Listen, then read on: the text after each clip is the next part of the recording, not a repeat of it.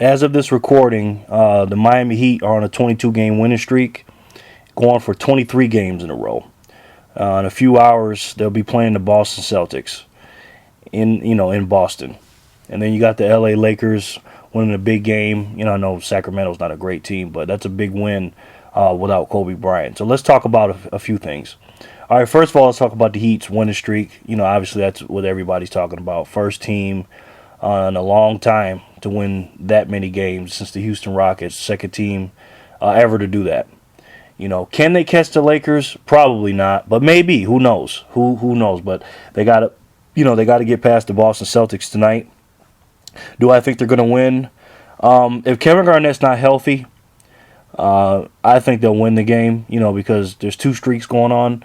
Miami Heat's 22-game winning streak, and then obviously the Heat losing 10 straight regular season games in Boston to the Celtics. So that could go either way. I don't know, but I'm definitely going to watch it. I'm going to be recording that, so that's going to be very, very interesting to watch. But the Miami Heat are playing great basketball, man. The Lakers, I think this is actually a gift and a curse, for Kobe Bryant's injury.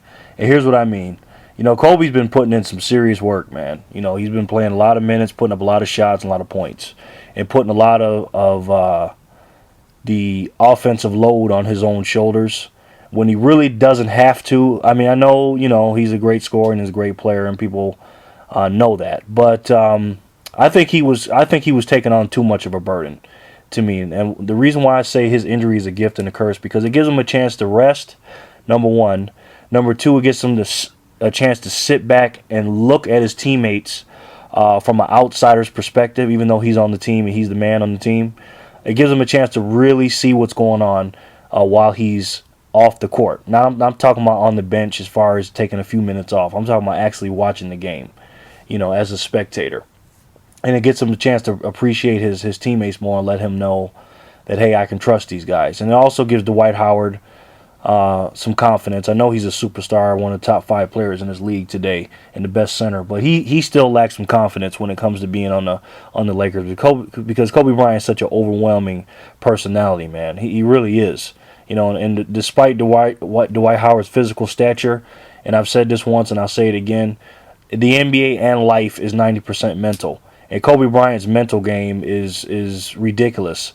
Especially compared to somebody like Dwight Howard. Now, that's not a knock on Dwight Howard, okay? Dwight Howard, he just doesn't have that Kobe has, and guys like Chris Paul and things like that. So it's going to be interesting to see what the Lakers can do. Right now, as I'm looking at NBA.com, the Lakers do have the 8th seed. They're tied for losses with the Utah Jazz, but have 2 more wins. So maybe they can catch the Houston Rockets or even the Golden State Warriors. Golden State Warriors only have 2 less losses than the Lakers, and Houston only has 1 less loss. So we'll see. But I'm telling you right now, I know everybody's talking about the Spurs, Oklahoma, Clippers, and Memphis.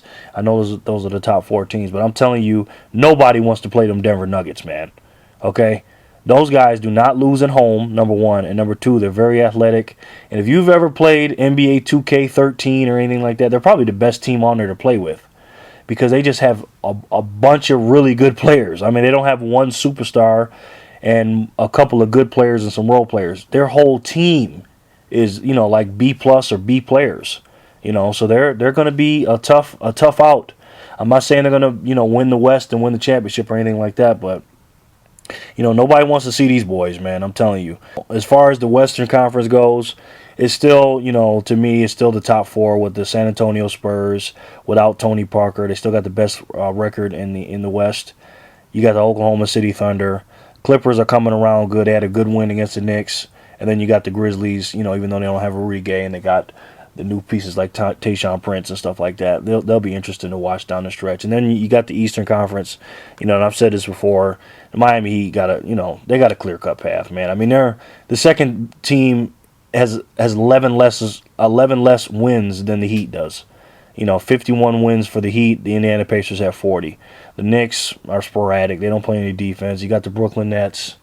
They haven't been together long enough. The Atlanta Hawks. And I've said this before. There's a difference between a playoff team and a championship contending team.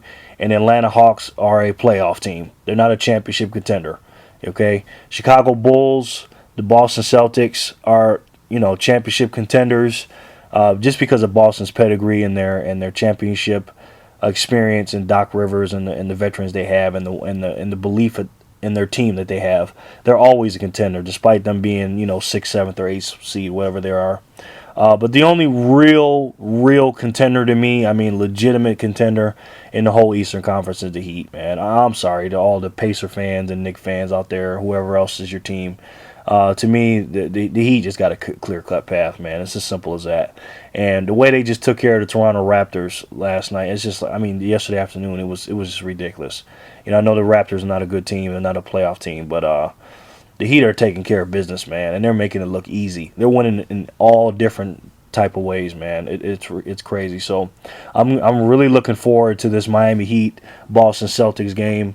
If I had to put my money on it, somebody put a gun to my head, I got to go with the Heat, man. It depends on what Heat team comes out. If LeBron comes out there like he did against the Boston Celtics the last time he was in Boston in the playoffs, when he went off in Game 6, had that historic game, they won't have a problem taking care of the Celtics. So we'll see what happens with that. So far, the season's going real good. I'm having a good time watching it.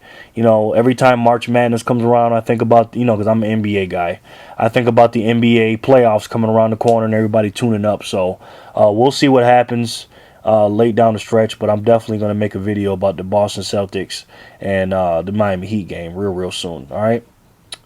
Okay, guys, I got another email here I'm going to read. Maybe I can, and hopefully I can help give him some advice, and maybe the advice I give him, hopefully this will help you too. Here's the email. NBA Jerry, I have noticed that you started speaking on other subjects outside of basketball, but to be honest, I appreciate it. You are a real inspiration. You are actually one of the reasons I went back to school until the government stopped military TA. I hope you don't mind, but I use your catchphrase all the time when talking to my Marines. Always treat people the way you want to be treated, and everything will be okay. As for what I would like to hear on your channel, maybe breakdown of individual players and what you see in their game. Okay, I'll do that. I guess like a scouting report. I'd also be interested in your thoughts on the Sebastian Telfair story. That's a good story. On a side note, I'm on embassy duty here in Moscow and fortunate to have an indoor gym. I'm always in there. Chris Paul is my favorite player, so I love passing the ball and setting others up. We run pickup games twice a week. I'm a little undersized height-wise going against the other guys as I'm only 6 foot, but I'm a healthy 196 pounds. Do you think I should continue driving and trying to get inside layups or work on my shooting? I understand if you can't answer, but I just want you to know I appreciate your videos. Thanks, NBA Jerry. Well, I can't answer your question, and I appreciate you watching, and also I appreciate your military service, and I appreciate the email and the question. So let me see if I can help you. And this goes for all you guys, too, that are basketball players or whatever sport you play. All right. You say Chris Paul is your favorite player. He's a great player, too. He's actually a guy that I watch a lot. Obviously in games, but I watch his workouts and stuff like that. So the first thing I would do, if you haven't done this already, is look up Chris Paul's individual, dribbling drills on YouTube, and also how he just, works out in his preparation and his mental game, because that guy is a terror on that basketball court. He's a serious competitor, only second to probably Kobe Bryant as far as a competitor. As far as your game goes. You asked me, do I think you should continue driving to the basket, to get layups or work on your shooting? I think you should do both. You want to have an all-around game, and Chris Paul does both. If Chris Paul is your favorite player and you want to emulate him, and by the way, that is a great idea. If you want to, be a better player or be a better person, you always want to pick somebody that you want to, look up to. Now don't idolize a guy and think that he can't do something you can do, because you can do it too. All right, so when you pick somebody like a Chris Paul, not only do you look up to him, but then once you do that, you look through him. And what I mean by that is you look through everything that he can do and say, you know what, I can do those things too, and I'm going to use his workouts and everything that I can do, and hey, maybe I can be better than Chris Paul. I know that's a long shot. I know he's the greatest point guard in the world, but hey, you never know. But yeah, man, keep playing your game.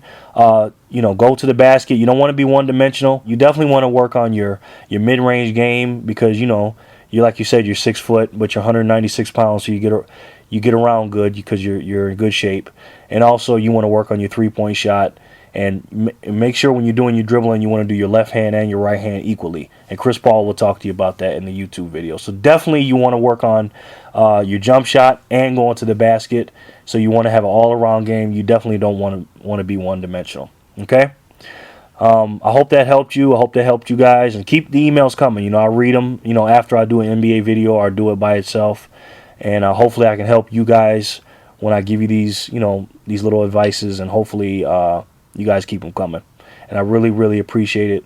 And I love reading them, man. I love your comments, and I love everything you guys got to say because you guys are smart, and I learn a lot from you guys too. So, and I actually go back and listen to these things so I can, it can help me out sometimes, So I really appreciate it. So if you guys want to, send me an email, let me know. And also what you said about doing player breakdowns, I'll do that too. And the Sebastian Telfair story, I like his story. He's a good guy, and I'll talk more about that in another video. But once again, I appreciate the email, and keep them coming, guys. All right. Thanks, guys. Take care of yourselves. I'll talk to you soon. And don't forget, if you can believe it, you can do it. Thanks for watching. You guys know I appreciate it. And remember, folks, always, always treat people how you want to be treated, and everything will be okay. This is NBA Jerry, and I'll talk to you guys real soon. Peace.